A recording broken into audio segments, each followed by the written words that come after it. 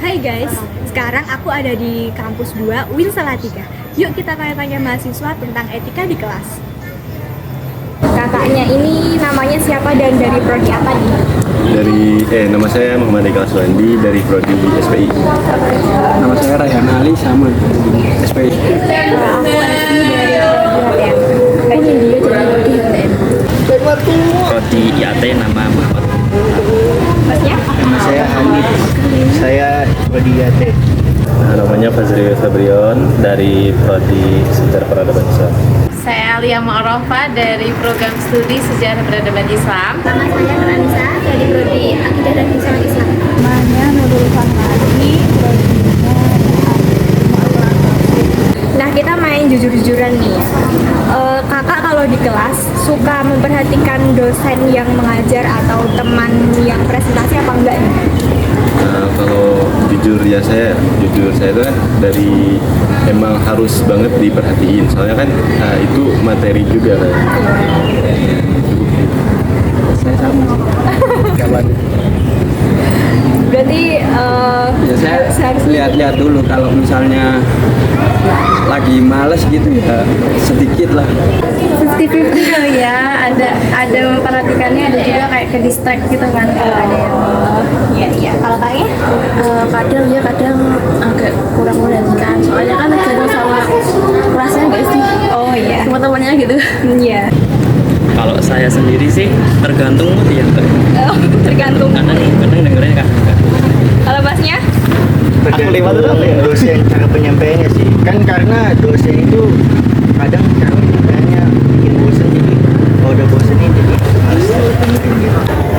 Kalau dengerin dosen dengerin, karena memang sebenarnya kalau kita nggak merhatiin sedikit aja, kemungkinan kita nggak akan tahu materinya itu kemana gitu kan, dan arahnya itu kemana. Kalau saya pribadi, alhamdulillah sejauh ini tetap ngedengerin dosen. Selama 7 semester ini alhamdulillah ketika perkuliahan langsung sering memperhatikan teman-teman yang presentasi karena kita bisa dikembalikan ketika kita presentasi kan kalau nggak ada yang memperhatikan kan gimana rasanya gitu kan ya. Jadi sebisa mungkin kita saling menghargai gimana saatnya kita mendengarkan dan gimana saatnya kita berbicara. Enggak sih, kalau saya pribadi sering dengerin, tapi kadang nggak paham juga. Tapi gimana ya? Kadang kalau pas ngantuk terus bosan itu kadang dia nggak dengerin, kadang nggak fokus gitu. Tergantung juga kan sama materinya sih. Kalau materinya asik ya aku dengerin, tapi kalau enggak ya aku melakukan kegiatan lain. Nah, kalau misalnya nih Masnya presentasi di kelas tapi teman-temannya tuh nggak ada yang memperhatiin, nah Masnya perasaan gimana dan bakal lakuin apa sih biar teman-temannya itu perhatiin gitu?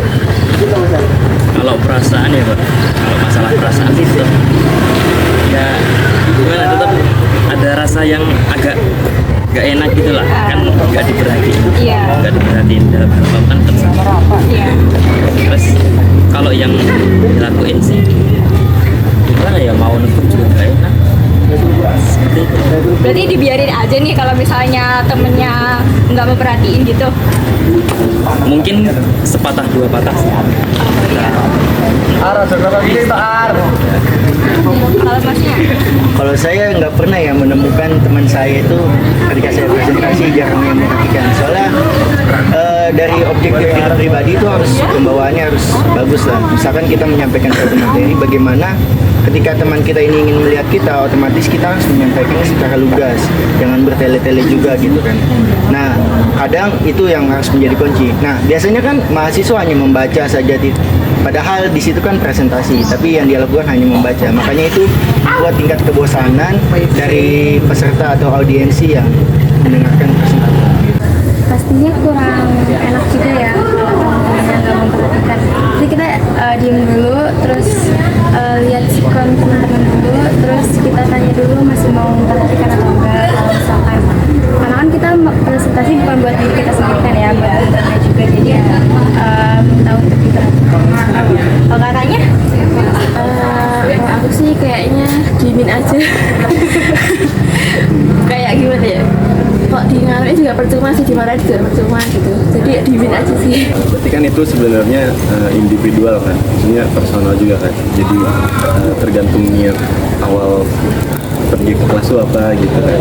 Dan itu awal personalnya dari diri kita juga. Kalau saya sih ya terserah yang audiensnya ya. Kita kan presentasi tujuannya buat berbagi ilmu kan. Ya masuk ke kelas kan tujuannya juga buat belajar. Kalau dia nggak memperhatikan ya itu resiko dia nggak dapat. Gitu. Mungkin lebih milih kebacanya sih daripada, karena memang biasanya rata-rata yang presentasi itu malah menyebutkan sesuai yang mereka tampilin yang di PDF atau kayak misalkan yang sedang dia presentasiin itu gitu. Jadi nggak poin-poinnya aja yang penting-pentingnya itu nggak ada, cuma mereka membaca ulang gitu. Misal saya jadi presentasi masalah yang orang materi, mungkin saya kan merasa apa ya, kok gini, kenapa apa ada yang salah dari presentasi saya atau dari ucapan saya. Mungkin saya bisa evaluasi diri. Terus dari teman-teman sendiri itu paling kok mereka nggak menghargai saya gitu. Kenapa gitu, paling evaluasi dulu. Kalau boleh tahu nih Kak, menurut Kakak metode pembelajaran apa sih yang bisa membuat mahasiswa itu udah bosan di kelas?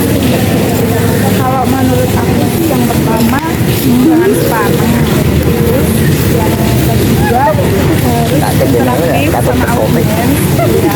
Terus kalau aku pribadi, aku tuh lebih suka kalau kita dikasih kayak apa ya, studi kasus dari materi yang dijelasin gitu loh. Jadinya kita tuh tertarik dengan materi itu, jadi kita nggak boring, nggak bosan, nggak ngantuk.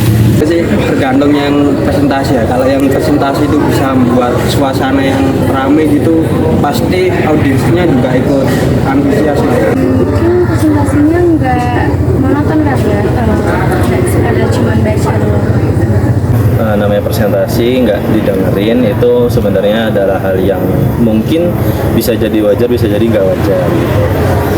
Nggak wajarnya karena memang kita nggak menghargai orang yang ada di depan. Tapi kalau misalkan mewajarkannya itu ya kita bisa dengan kita mewajari itu lebih ke kitanya gitu. Jadi nggak gampang emosi, tapi yang penting ketika memang ada teman kita yang nggak dengerin, mungkin kita bisa lebih tunjuk dia dan kita yang ngasih pertanyaan ke orang yang nggak dengerin gitu. biar dia jadi paham sendiri gitu. Sebenarnya mendengarkan orang lain itu juga penting gitu. Saya kembalikan ke teman-teman mahasiswa ya, karena itu adalah pilihan mereka. Jadi ketika siapa yang butuh ilmu dari mata kuliah itu, ya mungkin kalau dia emang butuh kan pasti mendengarkan. Jadi kalau pendapat saya serahkan ke pihak yang belajar sendiri. Mungkin salah satu cara evaluasi kan dalam metode pembelajaran itu kan ada banyak, ada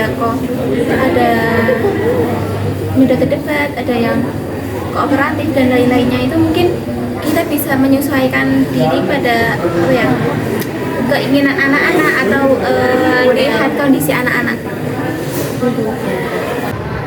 Nah, itu dia pendapat dari teman-teman mahasiswa kampus 2 UIN Salatiga. Kalau menurut kalian gimana? Lanjutkan dulu ya.